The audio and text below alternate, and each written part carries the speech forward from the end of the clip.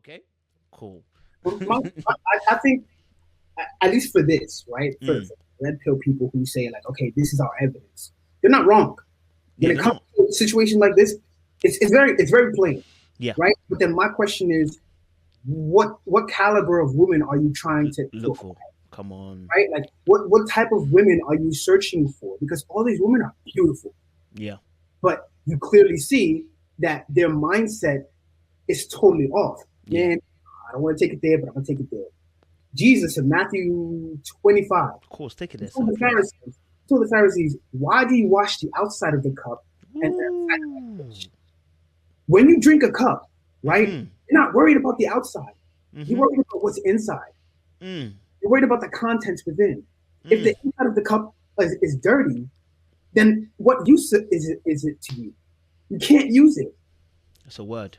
Right? It's literally like, yes, the outside of a cup may be beautiful. It could be Yeah. stainless steel, it could be whatever you want it to be. But if you're trying to use the cup, what you're more concerned about is the inside. Come on. The same applies to these women. They are beautiful on the outside. They're very Mm. polished. They know exactly how to present themselves. But then when they start to speak, now Yeah.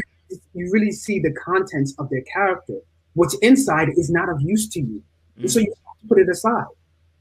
That is my question to the women, to the men who think, okay, all women are like this. What type of women are you constantly seeing and And what you chasing? dealing with? Yeah.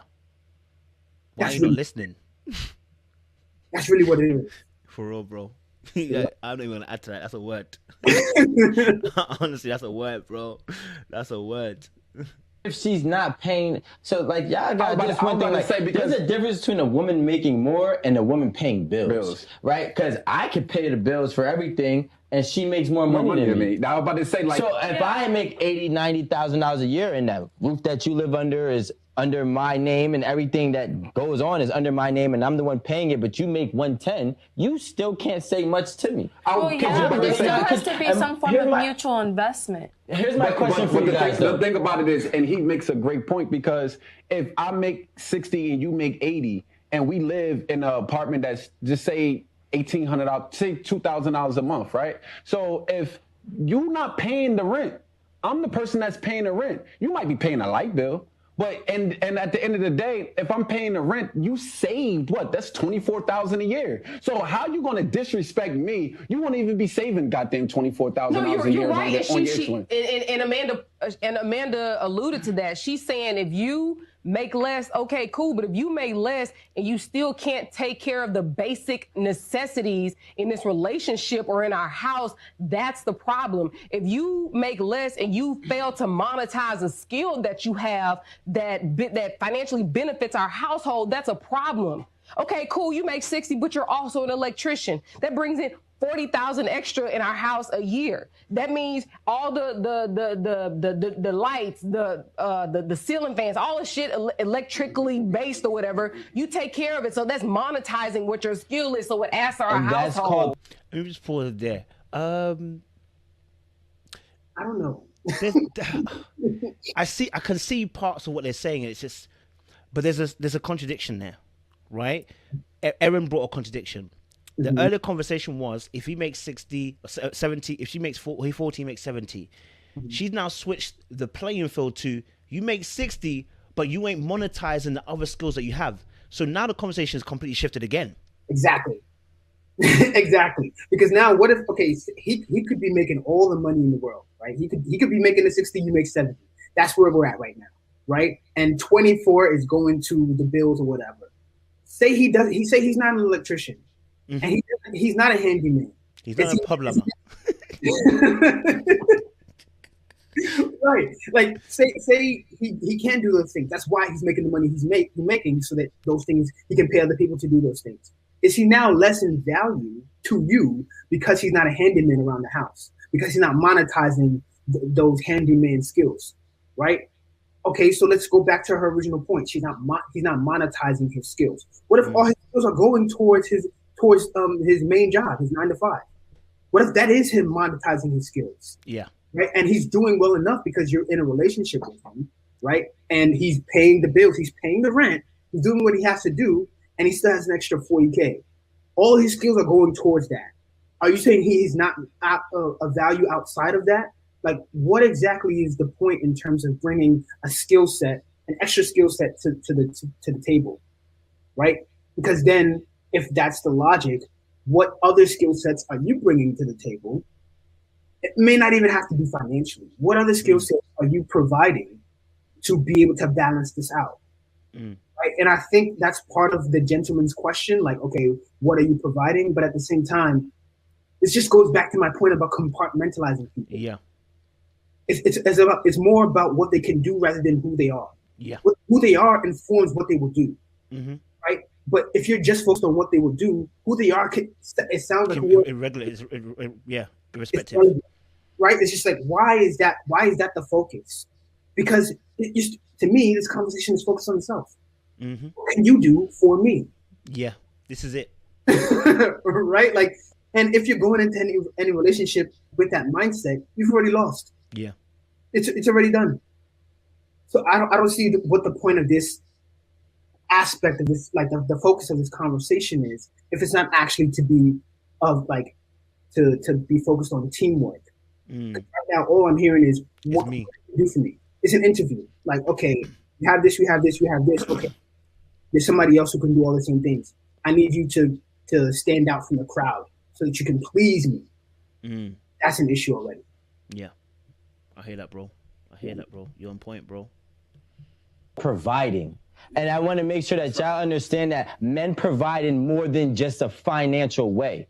And that's my problem, because if I sit here and ask, okay, cool, if I pay every bill in this house, right, and I fix everything in this house because I'm an electrician, what are you bringing to the table as a woman? What do you realistically do other than have sex? Oh, you asking me? I'm asking like okay, so are you asking her as a woman that makes more?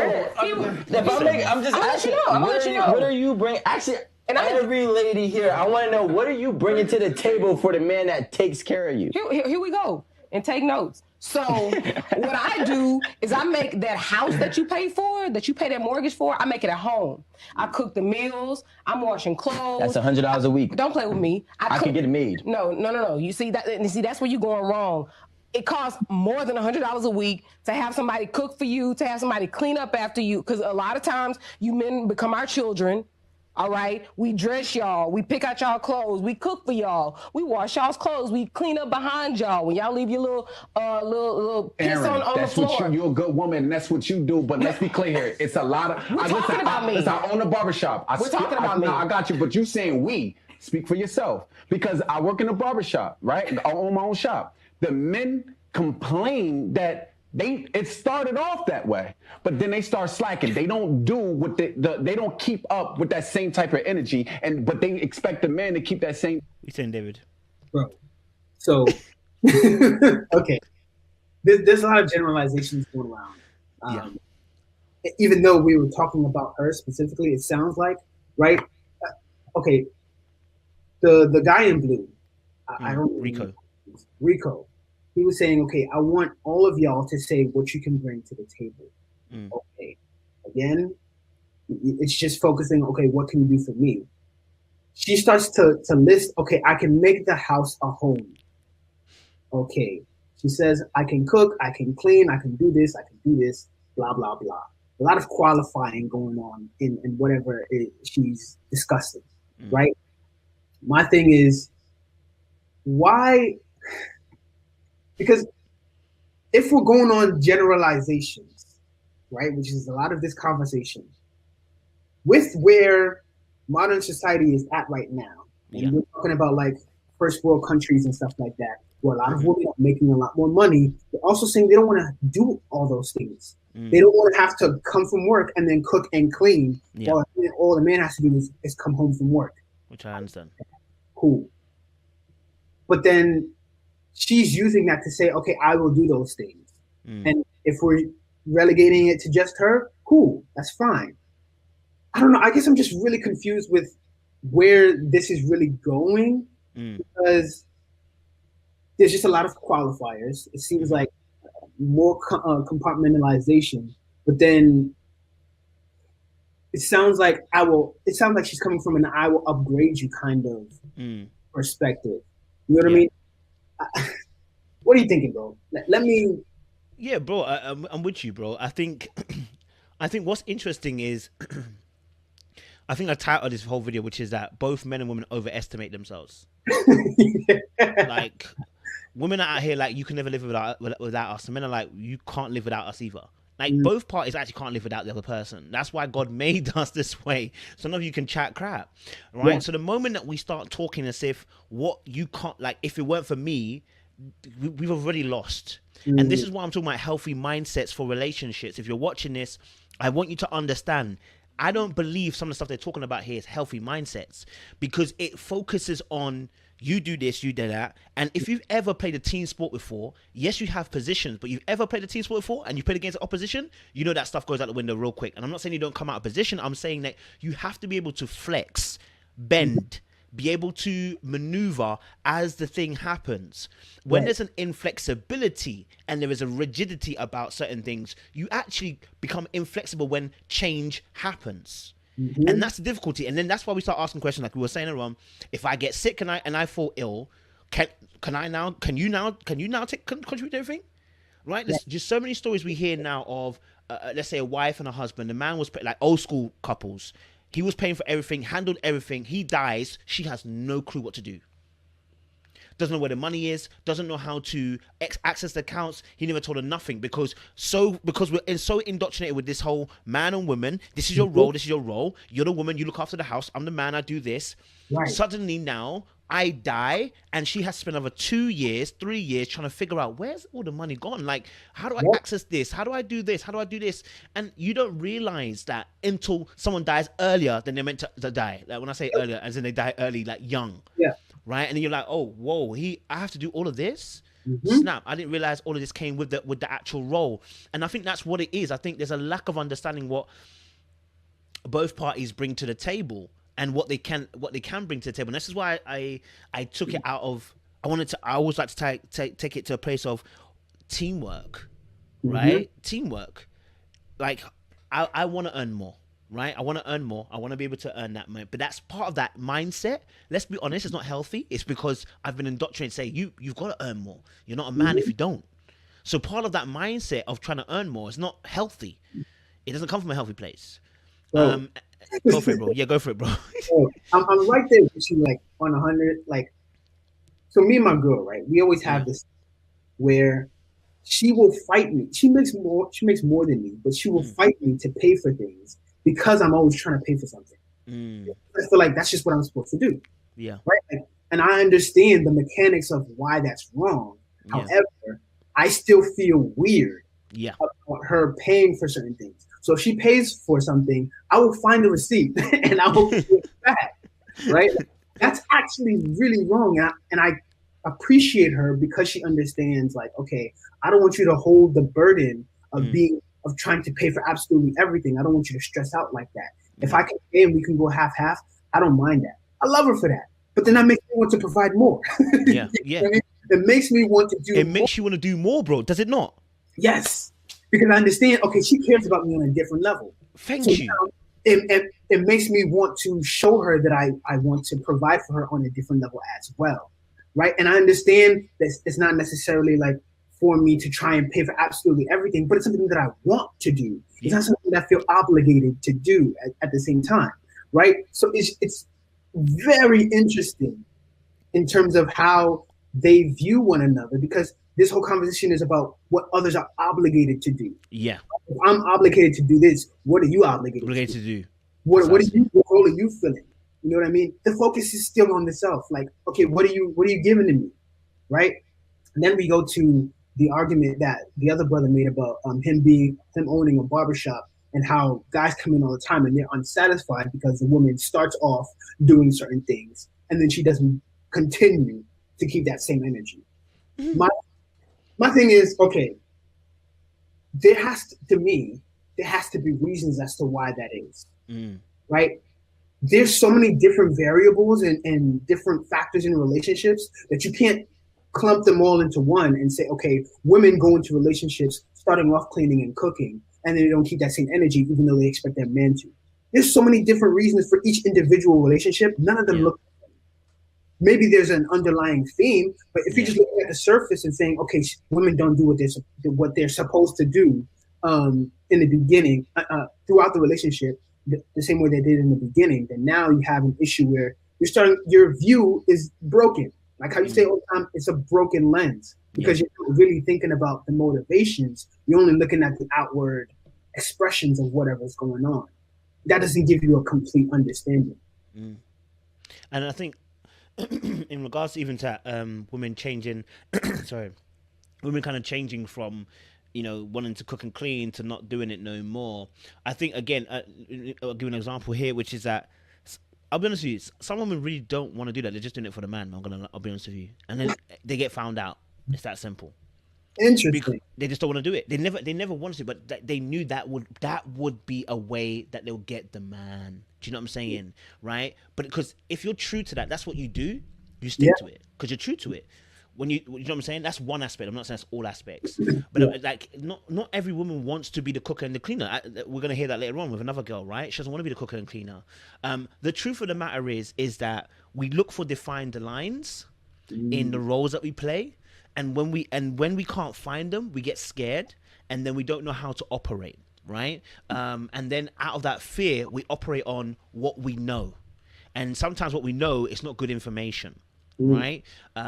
So, if a lot of relationships would thrive if the outer world didn't have a say on their relationship, but the outer world, just like Satan and Adam and Eve, has a say on their relationship because of how they view or how they think everyone else will view their relationship.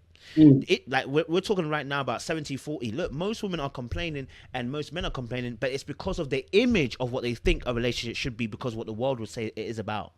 Women get annoyed at men that don't earn enough because that's how the world will tell you, listen, he a broke-ski. and that's not good for her. Yeah. Man then will be like, listen, she don't cook no clean. Like, well, that's not a real woman there, but she ain't trying to feed you, bro. She only here for career, bro. She ain't really here for you. You know what I'm saying? Like, so a lot of these voices are coming into relationship sometimes you have to isolate yourself and define for yourself, you to yourself. Yep. How do you see a relationship? How do you see marriage? How do you see us long term? Because I need to know how you view things. Like I saying, bro, I was with a girl and we were talking about paying for dates and stuff like that, right? And we had a really honest conversation. And you guys have probably heard me say several times on this channel anyway. I was a Dutch man. I'm not gonna lie to you, cuz if I don't know you, I'm Dutching. I don't know you, I'm Dutching. Okay? But we were having an honest conversation about paying for dates. And me personally, my thing is always to find out why people want something. Like, I can't stay on, I want it that way. I'm like, no, but why do you want it that way? Because once I understand why you want it that way, then I know that's true and that's what you really mean. Because I don't want a thing later on and you switch it up, right? So I was asking her, so she was like, oh, it's nice when the guy will pay for the date. And I said, okay, why? Do you know what? It makes me feel good that he wants to take care of me. All right, cool. As soon as she said that, I said, okay, now I can rock with you now. Right. Now you're telling me the truth, right? It makes you feel nice when you're being taken care of. I can rock with that answer. Let's go. I'll do it. Because now I know that's true for you, right? It's not a worldly standard that you have. You're bringing to me and going, and because when someone can't answer the question and they can't explain why they feel the way they feel, more than likely it's because they have an image and they can't translate that image into words because it's not theirs. Do you know what I mean?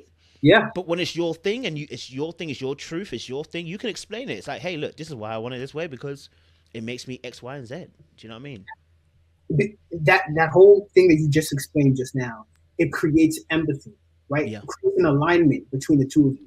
Now you can move forward on one accord because you understand the motivations behind why somebody wants certain ways, right? That type of conversation is important, at least to me. Yeah. When I think about how people go into relationships, that has to be the first thing that they do. Yeah. Come in with your expectations and why you have those expectations so that your partner can understand the motivations or the traumas behind why you're doing what you do. Once you understand where somebody's coming from, then you understand how to get to where you want to go. Because then you understand, okay, this person is wired this way. And whether or not it's wrong or it's right, I understand where to start. You're giving me a diagnosis of who you are and what you're bringing to the table. If we can both be vulnerable in that way, and begin to discuss and negotiate and figure out how we want to do these things, we have a clear understanding of how we want to do it and not we're not influenced as easily because we understand, okay, I understand that these other people don't understand why my wife doesn't cook or clean. But I understand that she grew up in an abusive household, and because certain things trigger her, she's not ready for that stage just yet. I understand why she's doing what she's doing. And we're going to get there if we so choose to, but I understand the motivations behind what's going on. Y'all don't understand that, and that's fine. But I understand that, so I'm doing my part so that we can move forward to get to where we want to be. That information is not for everybody. That's between the two of y'all, right? So now that you know how to move accordingly, you can appreciate each other more and more, and now you can work together in tandem to reach the goals that you have set. It's all about understanding, and it's just once you come in expressing those expectations and motivations, now a whole bunch of things become so much clearer, and now there's a lot less judgment going around because it's not like you're speaking two different languages. You're understanding where each other's coming from. That's what it's about, man. Oh, bro, listen, I'm gonna literally cut that piece of information, what you just did there, bro, and plaster that on the YouTube because, fam, what people do not realize what you just said there is honestly half the marriage. Like, if you can get that sorted, you're halfway through marriage, bro. Because what you've just spoken about is something that human beings do not like talking about. This is the reason why I think a lot of marriages fail. It's not just the money, it's the motivations that you spoke about, right? Like, for instance, what you just said there, even in the example I was speaking about with my ex-girl, I was talking about in a situation where we're talking about dating and stuff. Yeah. She asked me one killer question that unlocked me, and I was like, whoa. I was also explaining, we were talking about the dating stuff, and then she asked me a question in between that time. She was like, so what's your fear behind paying all the time on a date? And I was like, wait, what? Hold on. I was like, hold on. I was like, wait a minute. And then it made me pause. I was like, hold on a minute. No, she got a point. I had to think about this. What is my fear behind that? And as I began to explain my fear, she was like, I understand now. I understand where you're coming from. And when I released that information, and then we had a discussion further on, and then she explained why she wants the person to, I was cool after that. I was like, yeah, I'll do it. Whatever you want. Whatever you want. Because what it was, I didn't realize, and I think all men want this, but they struggle with this because we have a toxic masculinity in this world. I'll be honest with you, and we cloud ourselves with it. You want a girl that understands you, bro. Yeah. You want a girl that actually deeps you, and vice versa, woman too. You want a man that actually deeps you, that understands you, and that takes conversation. If you're every time you're having a dick me down and you don't have conversations, you're gonna miss this part. That's really it. That's really it, bro. Oh man. Damn. Bro, we so off tangent, like Bro, we so forget the video at this point. No, I'm a chop it up so it's part 2 and 3 so they get it in thing because fam it's a needed piece of video, man. Absolutely. I can't lie to you, bro. Let me do a few more minutes. We can do a part 2 later on or whatever, innit?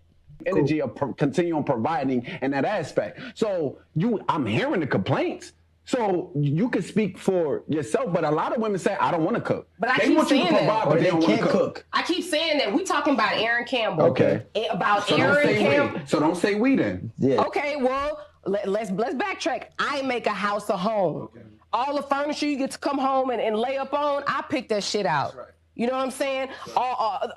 When the paper towels go away in the bathroom, you know who goes to the store to get them? You know who gets on Amazon to get that? All the shit that you don't even think about that makes your life easier, I do that. You understand? Let me ask you a question, right? Everything that you're telling me can be bought. Guess what? I can have an assistant order me paper towels and toilet paper and groceries on Amazon. Actually, I get Whole Foods delivered to my house weekly. It's a subscription. I get meal preps every week. My meal preps is $120, and I get 3 meals a day. I make myself my own breakfast. That's 4 square meals. I have another cleaning lady. She charges me $100 a week to come clean. You are only saving me $600. Maybe you $600 to $800. But what I'm saying, maybe I live in a 5,000 square foot home. I'm managing your that services can be paid for. So what are you bringing outside? Listen, if you ask a man, what is he bringing to the table? I'm bringing a house to the table that I can also pay for myself. Okay, but you're not. But I can. But you're not. But I can. But you're not, and you're not willing to. I am. What are you saying, bro? They're going in circles. So my thing, right? Interesting. Essentially, what Rico is saying is that Yeah. the woman is obsolete. Mm. I no longer need a woman in my, or rather, I don't. The wife is obsolete. I don't need a wife in my life anymore because everything that she can offer me in terms of cooking, cleaning, whatever it is outside of that, I can get from elsewhere, and it'll cost me less. Mm. You are obsolete because you are redundant. Yeah. Essentially, right? Yeah. He's saying, okay, I don't. If it's not sex, which I assume he can get from anywhere, right? Like he's like, okay, I don't need you for that. I don't need you to cook. I don't need you to clean. And if I don't want kids, I don't have no problems. I'm living the best life that I can possibly live. A wife is obsolete. I don't need you for anything else. My theory is that eventually he'll come to a place where he understands that he needs intimacy. Oh, come on. Beyond, because he understands he doesn't need a sexual outlet anymore. At a certain point, you're going to realize that's obsolete. Yeah. Right? It's beyond that. What people have been created for is intimacy with God and intimacy with other people. Come on. When we go back to when God created Adam, he created Eve alongside him for the sake of intimacy, so he could not be alone. He already had intimacy with God, but God wanted to show him intimacy via other ways. Yeah. Right? There's so much more that God wanted to reveal to Adam. Come on. In his entire existence. Come on. What they're fighting over right now is, oh, I don't need you because of this, and I don't need you because of this.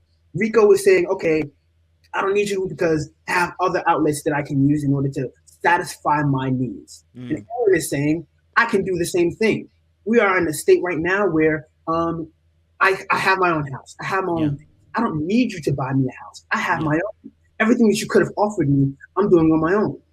She could have the same argument of, okay, I don't need you because I have other people that can give me what I need, who can give me those dig appointments and stuff like that. Cool. What you guys are talking about is still going in circles because you'll still want another person. Erin is in a relationship.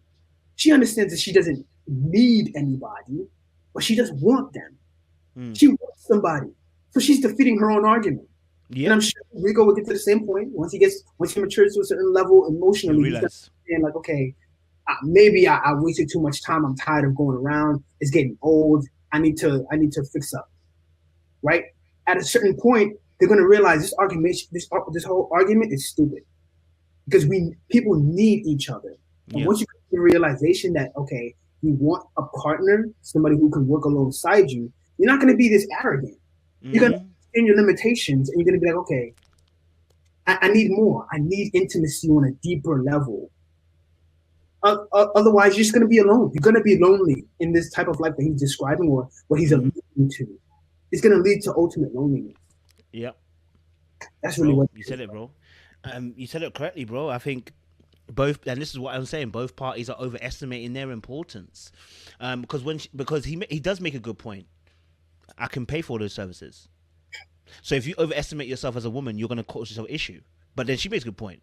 I could buy my own house. I could do all those things. You'd overestimate yourself as a male too if you provide. And that's why actually the conversation about the provision and what it looks like is why I'm saying both parties need to sit down with one another and discuss what their vision is going forward. What do I actually need from the other person? What do you need from me? Like, how do we move forward? How do we teamwork to get to there?